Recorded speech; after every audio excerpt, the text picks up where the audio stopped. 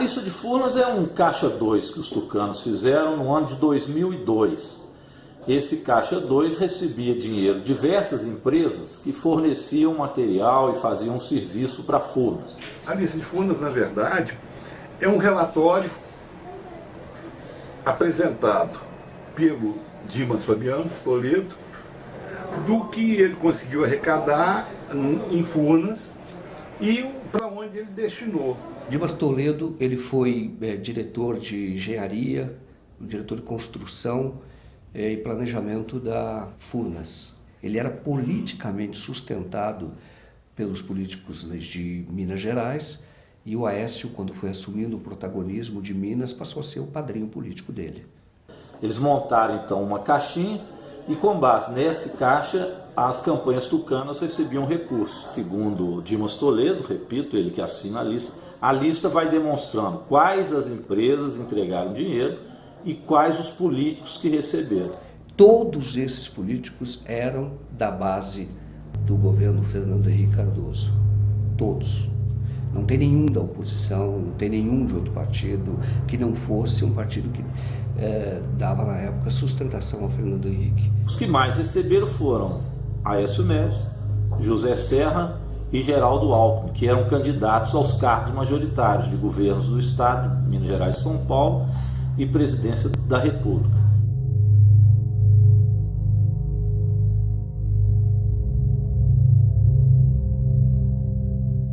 Esta carta foi feita, esta lista foi feita para que nunca se tornasse pública.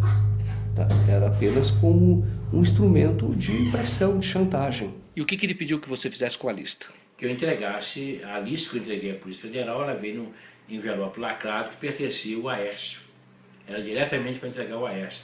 Assim como ele mandou uma pós-Heredo, tinha uma lista pós-Heredo, tinha uma lista, ele entregou uma lista para o Daré entregar ao Alckmin. Eu acho que 4 ou 5 listas que ele tinha feito. Ela foi usada para que esta lista fosse entregue a alguns políticos que pudessem interferir no governo do Lula, que estava começando, e que esta pessoa que assina a lista, que é o Dimas Toledo, pudesse permanecer em Furnas, assim como pudesse permanecer em Furnas o pai do Aécio Neves. E é o seguinte, assinou, ele fez a lista porque sentiu no momento que ele ia perder o cargo. Porque o cargo dele era um cargo de confiança e o cargo dele pertencia ao PTB. E o PTB já tinha diretor para ficar no cargo dele. E ele precisava, porque tinha muito acordo com as grandes empreiteiras, né? Que é onde corre dinheiro, é o canteiro de obras, né? Onde se compra tudo e faz tudo e fatura tudo, né? Nas questões que envolvem Furnas, o senhor poderia relatar sinteticamente este caso que o senhor recebeu a informação do diretor Dimas? Tratado o assunto com o presidente Lula, nós levamos o currículo à ministra Dilma, a senhora Sandra Cabral, que faz a seleção dos currículos na Casa Civil, e ao ministro José Dirceu, 3 cópias. O currículo começou a transitar. Todo mundo dizia que era um técnico espetacular, um grande nome para substituir o doutor Dimas. Mas a coisa não evoluía. Uma pressão grande de vários deputados sobre mim, sobre o ministro Valfrido. Não tira o Dimas, não tira o Dimas. E eu percebi que o próprio ministro Ediceu não queria tirar. Toda hora ele fica dizendo que tem muita pressão, tem pressão do Aécio, tem pressão do Papa, de gente lá de Roma. Quando houve o enterro do Papa, gente que está em Roma pressionou. Eu entendi claramente que era o ex-presidente Itamar Franco, para não tirar. Então, nessa data, o presidente Lula já sabia que tinha alguma coisa errada em Furnas? Não. Ele queria, desde o início, em janeiro, ele queria tirar o doutor Dimas, só um instantinho, porque o doutor Dimas só prestigiava o Aécio.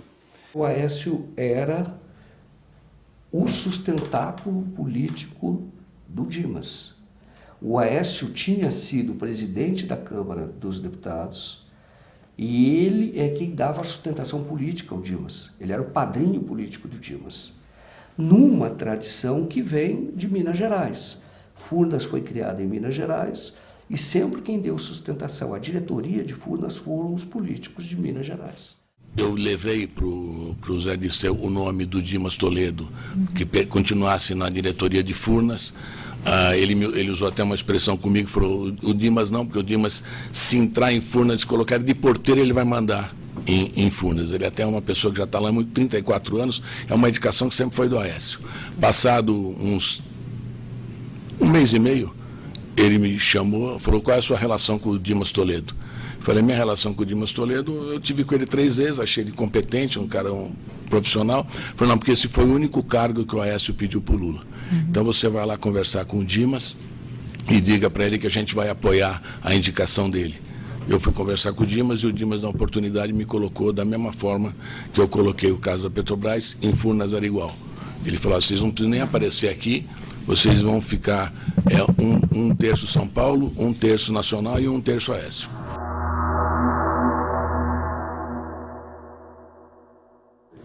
Onde que o Aécio aparece nessa lista? Em que circunstâncias? Ele aparece como beneficiário e aparece como autor intelectual de tudo. Porque o Dimas, que fez a lista de Furnas, foi colocado por ele, indicado por ele. O pai dele era membro do Conselho de Administração de Furnas. O Aécio não foi só beneficiado na lista de Furnas, ele é o autor intelectual de tudo que aconteceu em Furnas. Porque quem indicou o Dimas foi o Aécio. O grande organizador dessa estrutura criminosa toda chama-se Aécio Neves da Cunha. Ele que arquitetou tudo isso. A relação do Aécio com a lista é não apenas de receptor, mas também de organizador, através de sua campanha, do Caixa 2 e distribuição disso nacionalmente, onde vão entrar políticos do PSDB, como já disse, de São Paulo, mas também do Rio de Janeiro, da Bahia, de toda parte do Brasil.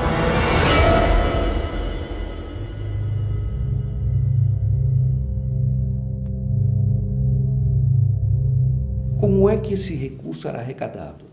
Eram fornecedores de Furnas, na maior parte, e empresários do relacionamento do Dimas. No caso dos fornecedores, o caminho da propina, você simulava uma consultoria.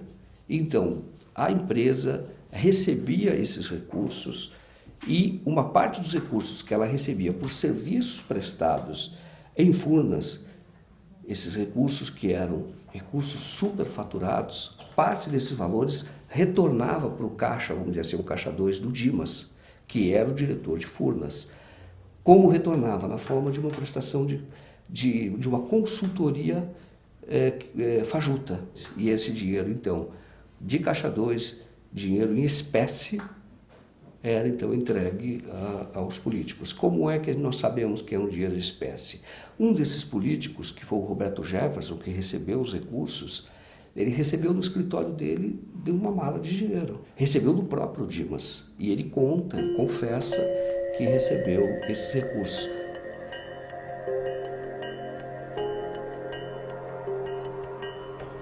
Outro é um deputado estadual, presidente da Assembleia de Minas Gerais, Antônio Júlio, que recebeu, também disse que recebeu os recursos em espécie do Dimas Toledo, que é de Minas Gerais.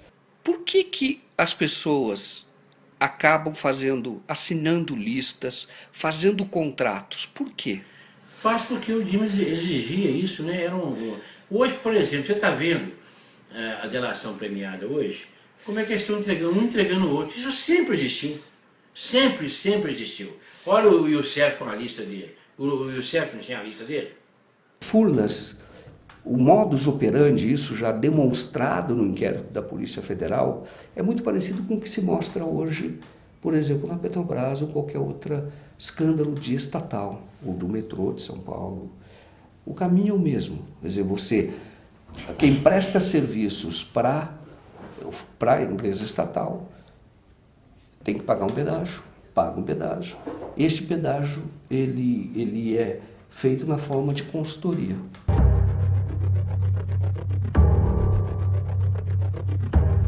Alguma vez você entregou dinheiro de algum esquema para Andréa Neves? A Andréa recebia dinheiro. Sempre recebeu. Ela usava algumas firmas de fachada. O dinheiro vinha de onde? O dinheiro vinha todo do esquema. Pode dizer algum? Vinha da Toshiba, vinha... O Dimas apurava o dinheiro e mandava entregar.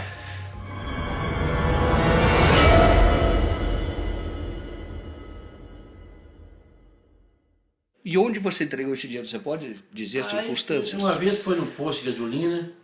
Onde posto? Na Rua do Ouro ali, na Rua do Ouro. Tinha um posto de gasolina, nem sei se tem um posto. Como é que entrega? Como é que é isso? Eu não entendo. A pessoa vai, marca e fica no carro, a gente vai, abre o capô, vai lá e põe a bolsa com dinheiro. Porta-mala? Porta-mala. E quem estava no volante? Sempre tem motorista, né?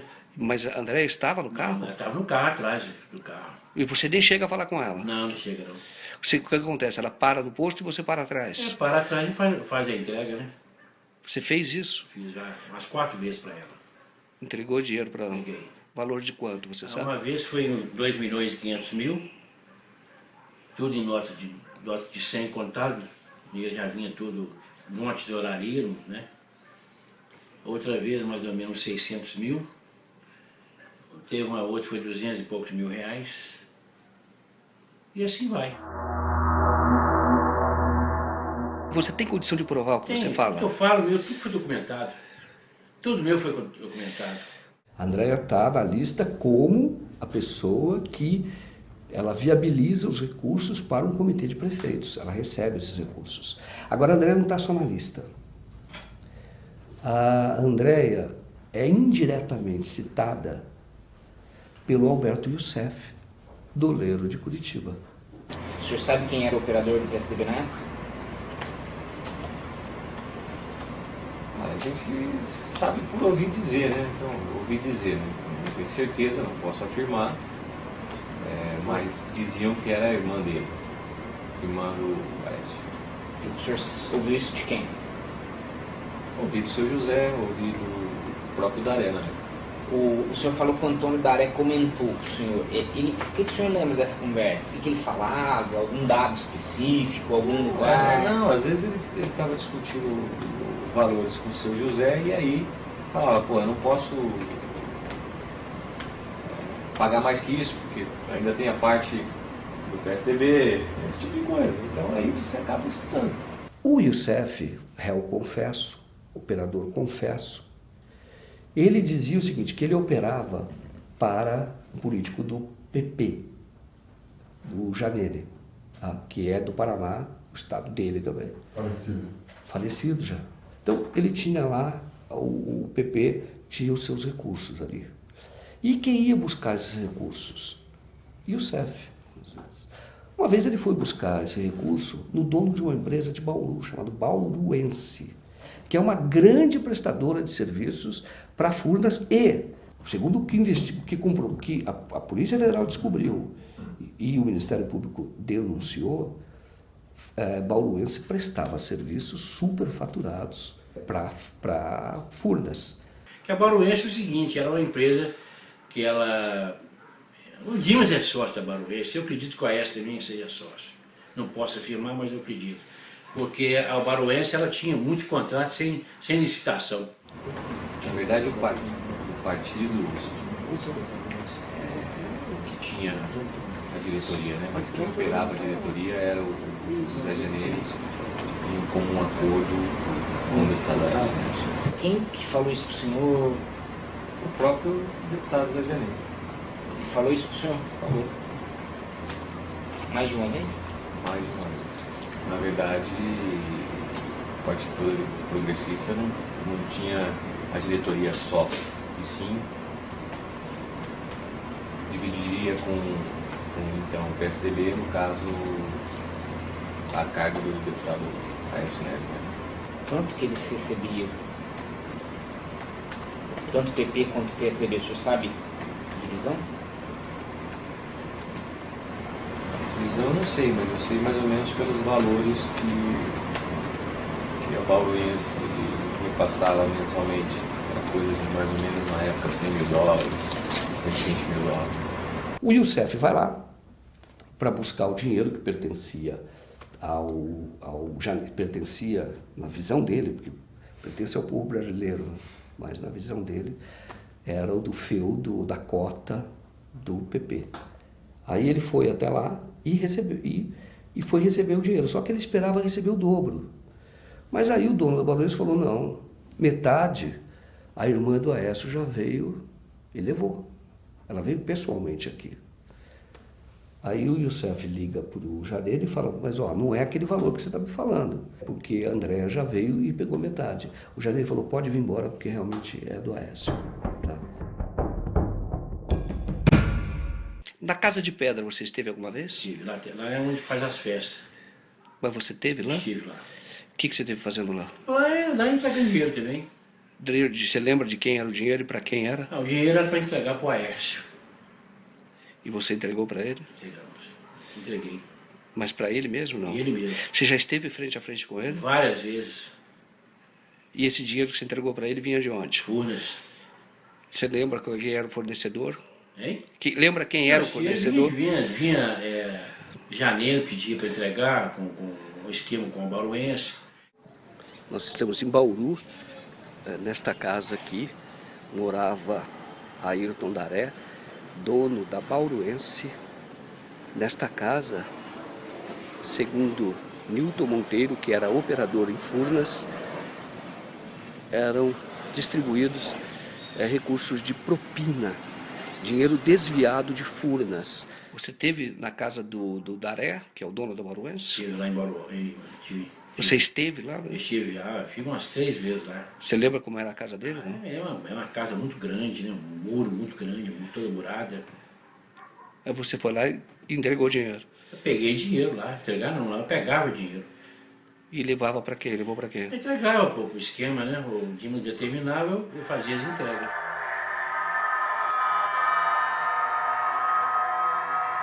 Assim que eu recebi esse material, eu entreguei para a Polícia Federal ainda um xerox de cópia autenticada. A Polícia Federal, de posse daquilo, disse que não poderia saber se era verdadeiro ou falso, visto ser ainda de xerox. Aí ele pressiona o Nilton para que o Nilton entregue a lista original. E o Nilton, então, num dia quando todo mundo dizia a lista é falsa, este homem, o Nilton Monteiro, é um estelionatário, um falsificador. Quando todo mundo dizia isso, vai o senhor Nilton, vai e entrega à Polícia Federal original. A verdadeira lista de Furnas, ela foi apreendida pelo Praxedes em 2006.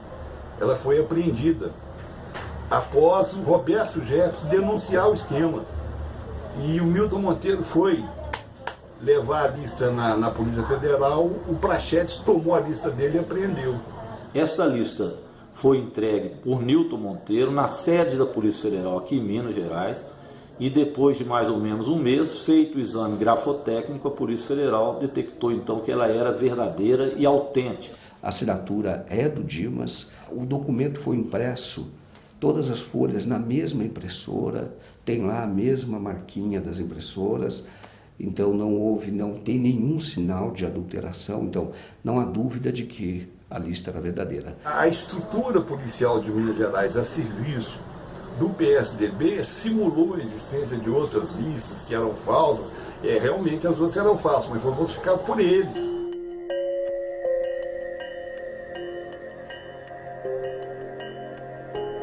No caso da lista de Furnas, todos esses políticos foram denunciados à Procuradoria-Geral da República e nada aconteceu lá.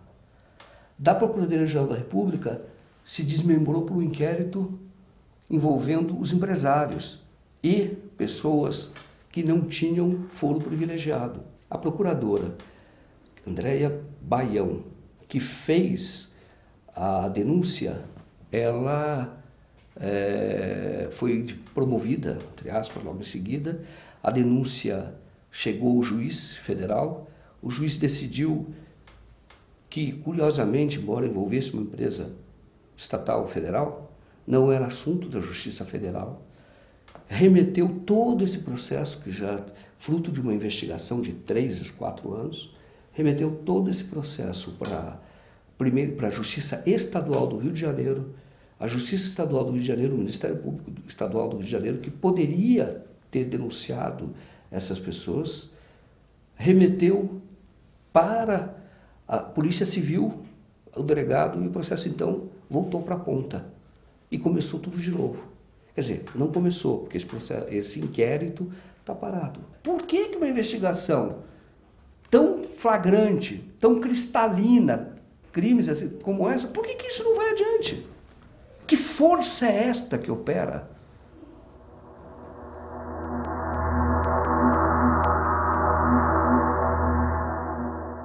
Na época em que o Aécio se prepara para disputar a eleição, em 2014 para presidente, ele já estava circulando, já estava com a pré-campanha dele na rua. Você tem, alguns meses antes, você tem o Nilton Monteiro preso. Nilton Monteiro é quem conseguiu essa lista e entregou o original à Polícia Federal.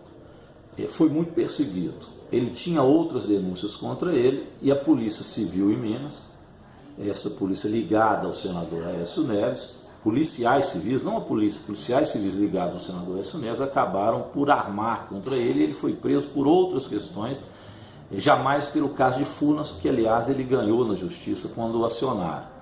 Mas ele foi preso, evidente, em retaliação à entrega que teve da lista de Furnas.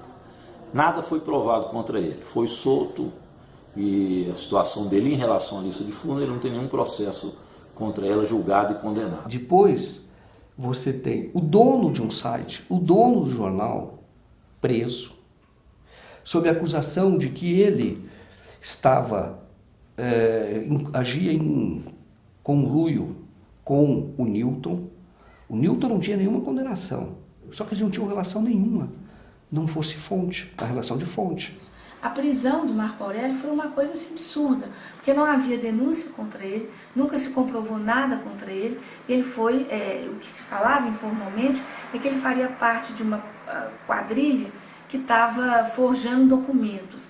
Essa história de forjar documentos é mentira, pelo seguinte: o Novo Jornal tinha até uma estética conservadora, você olhava um site como outro qualquer, mas se você olhasse as matérias, era uma matéria, em geral, reportagens bem feitas, aprofundadas, com muita fonte, mas no final vinha novidade, vinham PDFs, né, pendurados na matéria, comprovando com documentação tudo que estava sendo dito. Por exemplo, a primeira vez que eu vi, né, a lista de Furnas na íntegra foi no Novo Jornal. Falaram que eu participava, nas condições de relações públicas, de uma quadrilha, que essa quadrilha era chefiada por Nilton Monteiro.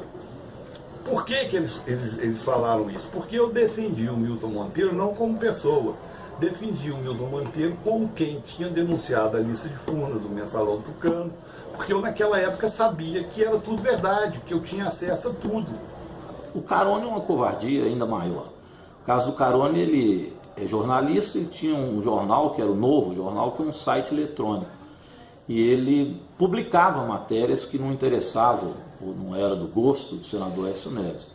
Com base nisso, eles enquadraram o Carone como se ele fosse chefe de uma, como se fosse membro de uma quadrilha e seria relações públicas da quadrilha. Ou seja, um jornalista publica no site dele matérias e é considerado relações públicas de uma quadrilha que eles inventaram a partir do Nilton Monteiro. Com base nisso, deixaram ele preso durante todo o período da campanha eleitoral, para que ele não dissesse outras coisas que sabia do senador Aécio Neves. Ele ficou preso até o PSDB perder as eleições em Minas, está solto, nada foi comprovado contra ele, mas foi extremamente perseguido. Você ficou preso realmente durante o período de campanha? Da eleição, Durante o período de campanha. Fiquei 9 meses e 20 dias. E o que te aconteceu lá? Não é bom comentar não, é muito triste, é uma coisa desagradável. Os 3 últimos meses eu fiquei em isolamento absoluto. A minha relação lá, embora não possa reclamar dos detentos, meus colegas, né? Hoje eu tenho, além de identidade, eu tenho o Infopeng, que é a identidade do preso, né? E eles me trataram muito bem, me protegeram muito, sabiam que a coisa era política. Os próprios agentes sabiam que a coisa era política, tentavam me proteger, mas a direção não deixava.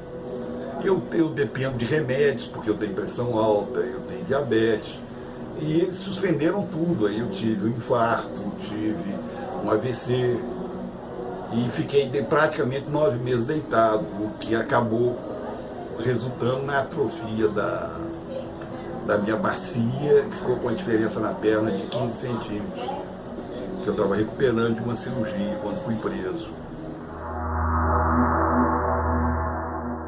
O que exatamente vocês falavam da lista de Furnas no jornal? Olha, quando eu cheguei ao jornal, a lista de Furnas já estava de posse do Marco Aurélio.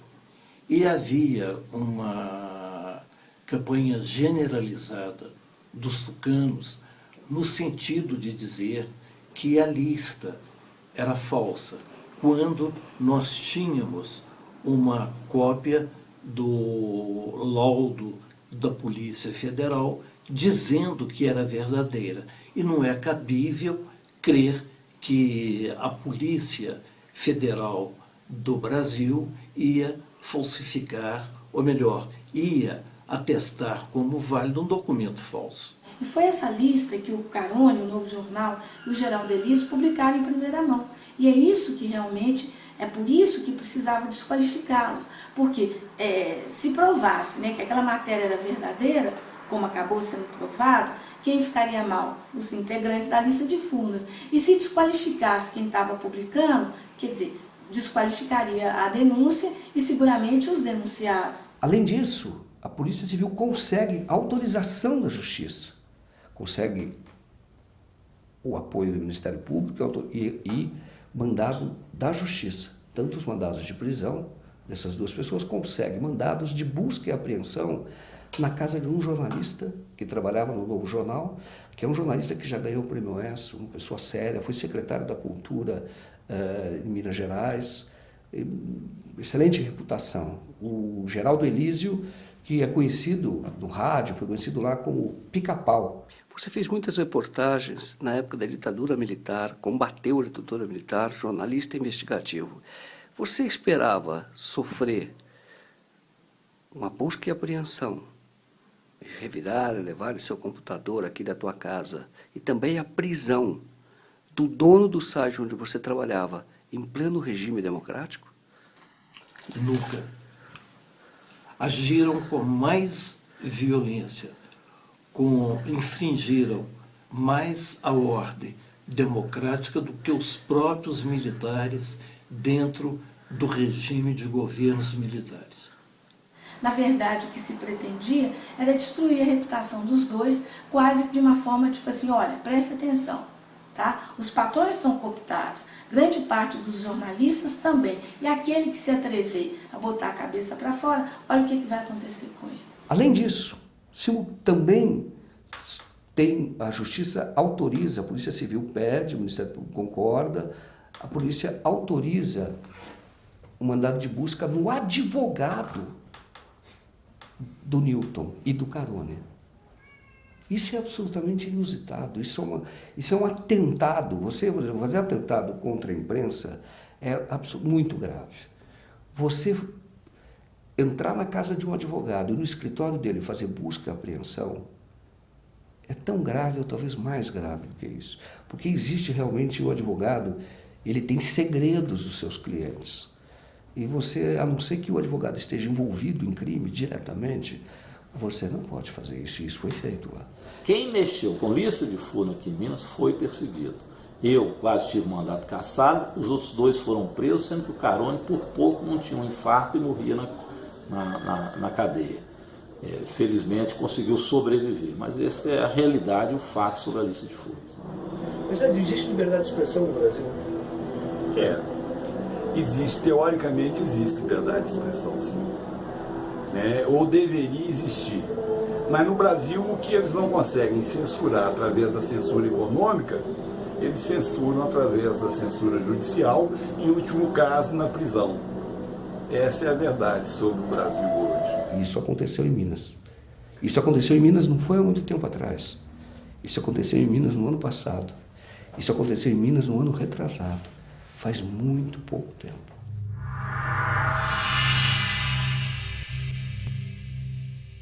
Existe no Brasil algo que incomoda qualquer pessoa que tenha amor pela justiça ou pela democracia, que é 2 pesos e 2 medidas. Se você investiga, investiga todo mundo. Não passa a mensagem que você está passando hoje, de é o seguinte, se você se envolver com um determinado grupo político, você vai ser massacrado. E se você se envolver com outro grupo político, você será poupado. Isso vai destruir a democracia no Brasil. Ô Dilton, você estaria disposto a fazer uma delação premiada? Eu já estou a caminho de fazer um acordo muito grande. E para você fazer esse acordo, você precisa do quê? Eu preciso que meus casos sejam federalizados, pegar todos esses inquéritos que eles me indiciaram e me denunciaram e levar tudo para a Polícia Federal e fazer perícia da Polícia Federal, porque eu confio na Polícia Federal.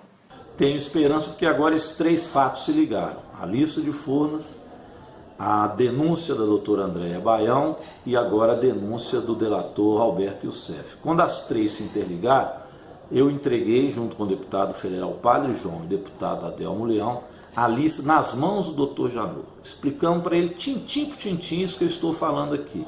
Levamos as provas e conclusões.